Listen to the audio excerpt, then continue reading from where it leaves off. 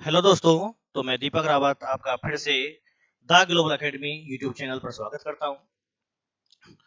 तो दोस्तों, हमारा जो चैनल है उसका क्या नाम है? The global academy bye Deepak Rawat, जिस पर मैथ की क्लासेस चली हुई हैं। और आज हमारी क्लास का जो टॉपिक होगा वो होगा सिंपल इंटरेस्ट। कौन सा होगा? सिंपल इंटरेस्ट, साधारण ब्याज, जो एग्जाम के लिए बहुत ही इंपॉर्टेंट टॉपिक है और एग्जाम में इस टॉपिक से क्वेश्चन पूछा ही जाता है। तो आइए हम इस टॉपिक की शुरुआत करते हैं। सिंपल इंटरेस्ट, साधारण ब्याज।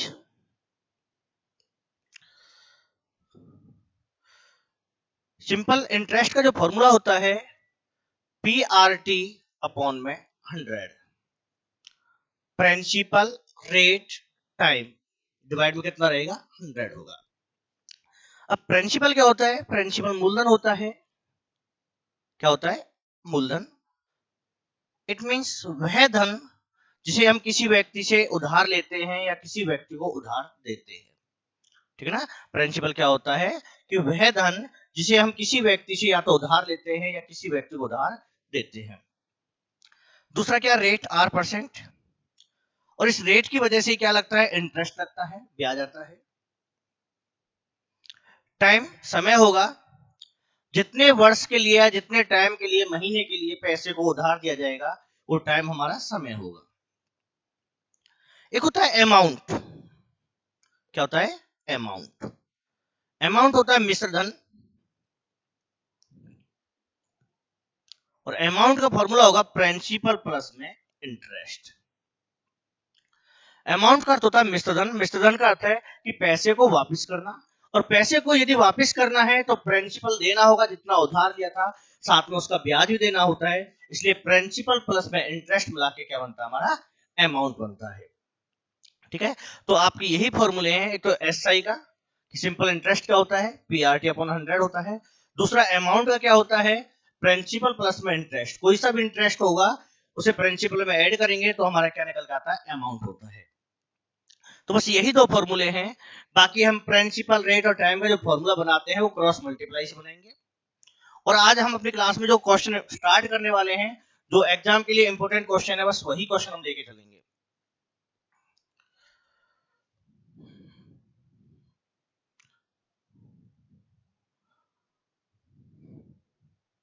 और आज की क्लास का जो पहला क्वेश्चन होगा हमारा, कोई राशि साधारण ब्याज की किस दर पर 12 वर्ष में दोगुनी हो जाएगी? कि कोई राशि साधारण ब्याज की किस दर पर 12 वर्ष में दोगुनी हो जाएगी? ये कंडीशन क्वेश्चन होता है कि कहने का अर्थ है हमने किसी व्यक्ति को कितना भी प्रिंसिपल दिया है, कितना भी प्रिंसिपल दिया है, वह 12 वर्ष में क्या हो जाता है? डबल हो जाता है। इट मींस जो हमें अमाउंट मिलेगा वो कितना आएगा? डबल हो जाएगा। अब ये जो क्वेश्चन होते हैं ये सभी प्रिंसिपल पे लाई करता है कि प्रिंसिपल की वैल्यू कुछ भी हो सकती है, लेकिन जो भी आपने प्रिंसिपल उधार दिया होगा उसका हमें डबल ही मिलेगा।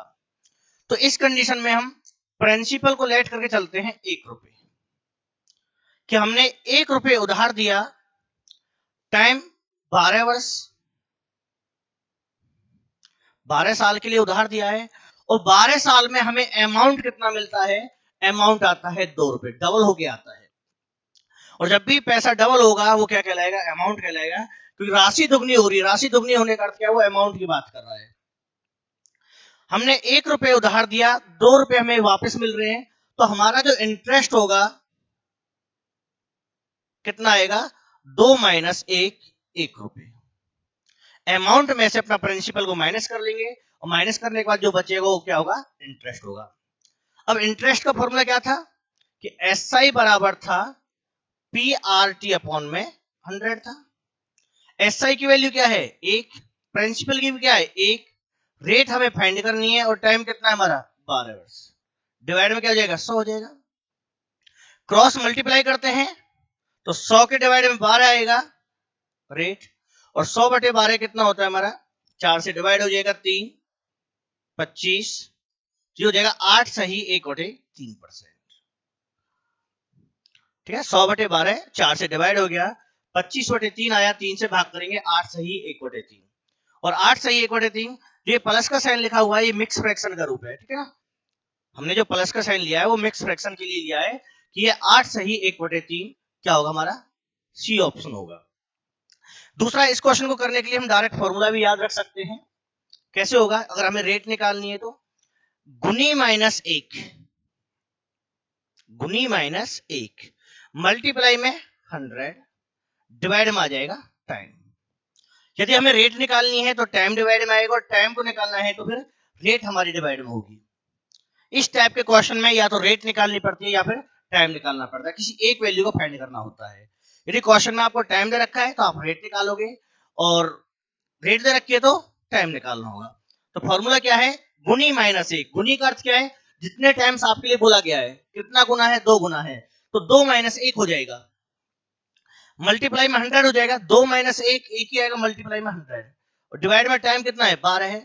अगर आप सीधा याद रख सकते हो तो इसे सीधा भी बना सकते हो, ठीक है ना। ये आपका बेसिक कंसेप्ट है और ये इसको करने का डायरेक्ट मेथड है। तो इसका थर्ड ऑप्शन सही होगा, 8 सही 1/3%। आपका अगला क्वेश्चन है, किसी निश्चित धनराशि के लिए 20% वार्षिक साधारण ब्याज दर पर कितने समय में ब्याज उस राशि का 6/5 गुना हो जाएगा? ठीक है ना। ब्याज की बात कर रहे हैं कि हमारा जो ब्याज है वो राशि का कितना गुना होगा। तो इसमें हमारी रेट कितनी है? 20%। अब कितना दे रखा है? 6/5 गुना। कंपेयर करने का मेथड होता है कि हमने कंपेयर किसको किससे किया है। तो क्वेश्चन कह रहा है कि हमने कंपेयर किया ब्याज को कंपेयर किससे कर रहे हैं?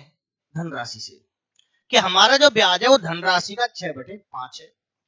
तो जिससे हम कंपेयर करते हैं, इट मींस प्रिंसिपल से कंपेयर कर रहे हैं, तो हमारा प्रिंसिपल क्या हो जाएगा? 6 हो जाएगा। ठीक है ना। कंपेयर किससे किया? प्रिंसिपल से किया, धनराशि से किया है, तो हमारा प्रिंसिपल 6 नहीं 5 होगा, अपॉन वाली वैल्यू 5 हो जाएगा। अब कंपेयर किसको कर रहे हैं? इंटरेस्ट को, एसआई को। कितना गुना है? 6/5, तो इंटरेस्ट हमारा 6 हो जाएगा। तो टाइम निकालना है तो फॉर्मूला क्या होगा? ब्याज बराबर एसआई बराबर principal rate and time, divide में क्या हो जाएगा? 100 हो जाएगा। 100 से 100 कैंसिल हो जाएगा, तो क्या बचेगा? 6। तो टाइम कितना लगेगा? 6 वर्ष लगेगा। और यहां पर 4 ऑप्शन क्या होगा हमारा? सही होगा, डी ऑप्शन। उम्मीद है समझ में आ रहा होगा, कोई दिक्कत नहीं होनी चाहिए। अगेन फिर से भी फ्रैक्शन को समझना कि 6/5 गुना दे रखा है, तो इसमें आपको बस 2 ही चीजें ध्यान रखनी है कि किसको किससे कंपेयर कर रहे हैं। तो ब्याज को कंपेयर किया गया धनराशि से, धनराशि क्या प्रिंसिपल है, तो जिससे कंपेयर किया जाता है उसकी वैल्यू हमारी डिवाइड वाली होती है, अपॉन वाली वैल्यू होती है। तो धनराशि बन जाएगी 5, तो प्रिंसिपल 5 हो गया। अब कंपेयर किसको किया था? ब्याज को इंटरेस्ट को, तो इंटरेस्ट हमारा कितना हो जाएगा? 6, ऊपर वाली वैल्यू हो जाएगी 6। कभी कभी क्वेश्चन में बोला जाता है कि अधिक है कम है, तो अधिक वाले में प्लस कर देते हैं, कम वाले में माइनस कर देते हैं ऊपर वाली वैल्यू को। लेकिन जब एग्जैक्ट ही बोला गया है कि 6/5 गुना है, तो ऊपर वाली वैल्यू एग्जैक्ट ही रहेगी, 6 का 6 रहेगा। क्लियर है। तो टाइम इसका 6 वर्ष आया है, जो हमारा लास्ट ऑप्शन सही होगा। आपका अगला क्वेश्चन है, साधारण ब्याज की किसी दर से कोई धनराशि मूल राशि की 16/25 है। यदि ब्याज की दर तथा समय दोनों समान हो तो ब्याज की दर ज्ञात कीजिए। क्वेश्चन कह रहा है कि एक तो रेट और टाइम बराबर है। क्या बराबर है? रेट और टाइम। कि ब्याज की जो दर है और समय दोनों ही कैसे बराबर है, तो रेट और टाइम को हम डिनोट कर लेते हैं एक्स से। रेट भी एक्स है, परसेंट है, और टाइम भी हमारा एक्स है। कि कोई धनराशि मूल राशि का 16/25 है, तो 25 क्या हो जाएगा? प्रिंसिपल हो जाएगा। 25 क्या हो जाएगा? प्रिंसिपल हो जाएगा। और 16 हमारा क्या हो जाएगा? इंटरेस्ट हो जाएगा। तो फॉर्मूला क्या था? इंटरेस्ट बराबर 16 बराबर प्रिंसिपल रेट एंड टाइम। तो रेट की वैल्यू भी एक्स है और टाइम की वैल्यू भी एक्स है। डिवाइड में क्या आ जाएगा? 100 हो जाएगा। 25 से डिवाइड 4, क्रॉस कर देंगे 64 बराबर हो जाएगा हमारा एक्स स्क्वायर, स्क्वायर को हटा देंगे रूट हो जाएगा और 64 का रूट हो जाएगा 8 बराबर एक्स। अब पूछा क्या है, ब्याज की दर, रेट पूछी है तो हम इसको बोल देंगे 8%। अगर रेट है तो परसेंटेज में लिखना होगा और टाइम होता है तो ईयर में लिखना होगा, वर्ष में लिखना होगा। रेट पूछिए तो हमारा आंसर क्या बन जाएगा, इसमें 8% हो जाएगा। फर्स्ट ऑप्शन क्या होगा, सही होगा। ठीक है ना, कि रेट और टाइम दोनों को बराबर बताया गया है। अगर दोनों को बराबर बताया है तो दोनों को हमने x से डिनोट किया है कि रेट की वैल्यू भी x% है और टाइम की वैल्यू हमारी x वर्ष है। एक बार देख लीजिए क्वेश्चन को, कोई डाउट रहता है तो आप हमें कमेंट सेक्शन में बता सकते हैं। ठीक है, आपका अगला क्वेश्चन देखिए, अगले क्वेश्चन को, कि किसी निश्चित राशि पर 12 सही 1/2%, ठीक है ना, ये 12 सही 1/2 वर्ष टाइम दे रखा है। साधारण ब्याज इस राशि का 3/4 है। कितना दे रखा है, 3/4।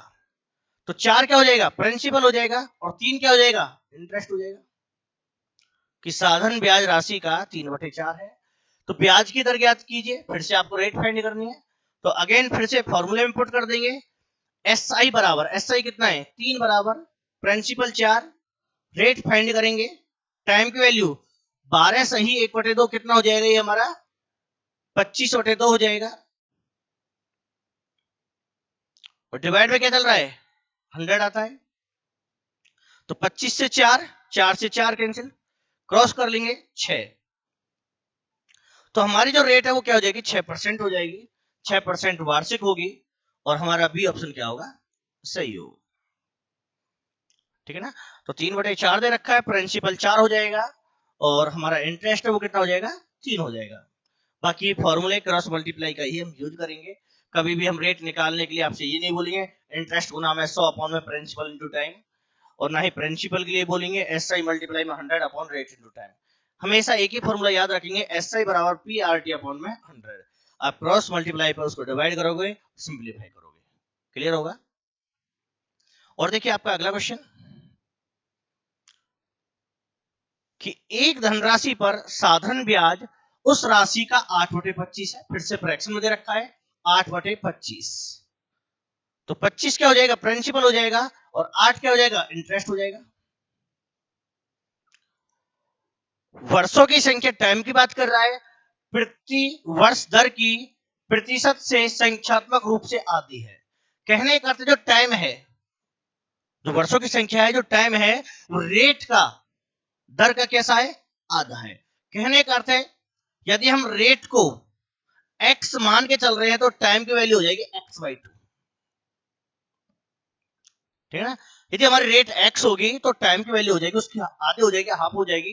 तो क्या आ जाएगा, x/2 हो जाएगा। रेट परसेंटेज में रहेगी और टाइम हमारा वर्ष में होगा। तो फिर से फॉर्मूले में पुट करेंगे, एस आई बराबर, एस आई कितना है 8 बराबर प्रिंसिपल रेट एंड टाइम। ठीक है ना, एस आई 8 है, प्रिंसिपल 25 है, रेट को हमने x डॉट किया है और टाइम की वैल्यू क्या है, x/2 है। डिवाइड में क्या आएगा, 100 आएगा। तो 25 से 4 हो जाएगा, 4 दूनी 8, क्रॉस करेंगे 8 गुना 8 64, एक्स स्क्वायर होगा और स्क्वायर को हटा देंगे तो 8 हो जाएगा x। तो x वैल्यू क्या है 8 और x को हमने क्या माना है, रेट। तो हमारी r% क्या हो जाएगी, 8% हो जाएगी। इसने हमसे रेट ही पूछी है, तो r% का मान कितना हो जाएगा, फोर्थ ऑप्शन 8% हो जाएगा। अगर ये इसी क्वेश्चन में टाइम की बात करता है कि टाइम कितना होगा, तो टाइम कितना आएगा, 8/2 हो जाएगा। तो टाइम की वैल्यू क्या है, रेट की आधी है, हाफ है। तो 8 को हम 2 से भाग कर देंगे तो टाइम की वैल्यू हमारी क्या आएगी, 4 वर्ष निकल के आएगी यहाँ पे। लेकिन आपसे रेट पूछी गई है तो हमारी रेट की वैल्यू क्या है, यहाँ पे 8% होगी। ठीक है ना, ये फ्रैक्शन वाले पार्ट को अच्छे से समझ लेना कि डिवाइड की वैल्यू क्या हो जाती है, प्रिंसिपल होती है। कंपेयर किसको किया जा रहा है, ये ऊपर आपको ध्यान रखना होगा। ज्यादातर सभी क्वेश्चनों में अभी ऊपर वाली वैल्यू है वो किसकी है, इंटरेस्ट की है। आपका अगला क्वेश्चन,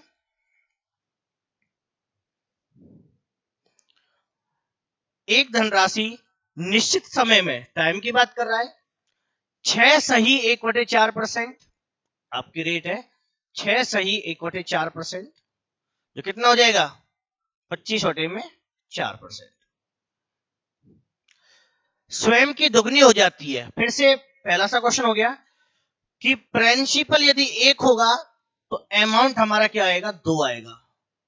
आप जितना भी पैसा उधार देते हो उसका डबल आपको मिलने वाला है, तो प्रिंसिपल 1 हो जाएगा, अमाउंट हमारा कितना हो जाएगा 2 हो जाएगा। दोनों का डिफरेंस कितना है, एक का है जो हमारा क्या कहलाएगा इंटरेस्ट कहलाएगा। प्रिंसिपल और अमाउंट का जो अंतर होता है वो क्या कहलाता है ब्याज कहलाता है। टाइम आपको निकालना है तो फिर से फॉर्मूला SI बराबर SI 1 बराबर प्रिंसिपल 1 रेट 25/4 और टाइम की वैल्यू फाइंड करनी है। डिवाइड में 100 भी आता है तो 25 से कट गया 4 पे, 4 गुना 4 16, तो टाइम की वैल्यू क्या हो जाएगी हमारी 16 वर्ष हो जाएगी। और सी ऑप्शन हमारे यहाँ पे क्या होगा सही होगा। ठीक है ना। जब भी कंडीशन क्वेश्चन आता है 2 गुना हो जाता है 3 गुना हो जाता है तो आप प्रिंसिपल उसमें 1 यूनिट ही आपको लेट करके चलना है। अगर बड़ी वैल्यू आप लेट करते हैं तो कैलकुलेशन आपकी इंक्रीज हो जाएगी।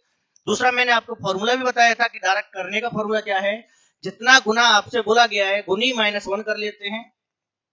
क्या बताया था कि गुनी -1 मल्टीप्लाई में 100 डिवाइड में, यदि आपसे टाइम पूछा जा रहा है तो फिर रेट डिवाइड में आएगी, अगर रेट आपसे पूछी जा रही है तो टाइम आपका डिवाइड में आएगा। इस फॉर्मूले को भी आप याद रख सकते हो जैसे आपको अच्छा लगता है। क्लियर होगा।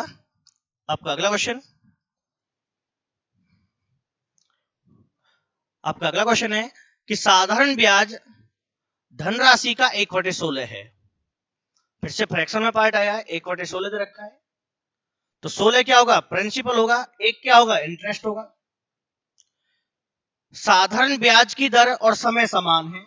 अगेन फिर से रेट और टाइम को सेम दिया गया, इट मींस एक्स डॉट कर लेते हैं कि रेट और टाइम दोनों के दोनों क्या है समान है, उसको लेट कर लिया एक्स से। तो साधारण ब्याज की दर आपको ज्ञात करनी है कि रेट क्या होगी। तो फॉर्मूला SI बराबर SI 1 हो गया, 1 बराबर principal 16 rate x time x divide में क्या आएगा 100 आएगा। तो 4 से 4, 4 से 25 क्रॉस मल्टीप्लाई करेंगे तो ये आ जाएगा 25/4। क्रॉस करने पे क्या हो जाएगा 25/4 बराबर क्या हो जाएगा एक्स का स्क्वायर हो जाएगा, और स्क्वायर को हटाएंगे तो रूट हो जाएगा 25 5 का हो जाएगा और 4 हमारा 2 का होगा, तो एक्स की वैल्यू होगी। और 5/2 को हम बोलेंगे 2 सही 1/2।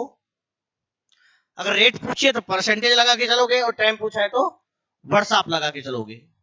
क्या पूछिए रेट पूछिए तो 2 सही 1/2%, तो हमारा सेकंड ऑप्शन क्या होगा सही होगा। ठीक है ना। आपको ध्यान रखना जब भी मैं बीच में ये प्लस लगा के चलता हूं तो यहाँ पे ये मिक्स फ्रैक्शन का रूप होगा 2 सही 1/2। क्लियर होगा। क्योंकि हम मिक्स फ्रैक्शन को जब भी अलग अलग करते हैं तो बीच में प्लस का ही साइन यूज करते हैं। आगे देखिए और अगला क्वेश्चन आपका कि किसी धनराशि पर साधारण ब्याज मूलधन का 1/4 है, यदि वर्षों की संख्या वार्षिक दर बराबर है तो ब्याज दर ज्ञात कीजिए।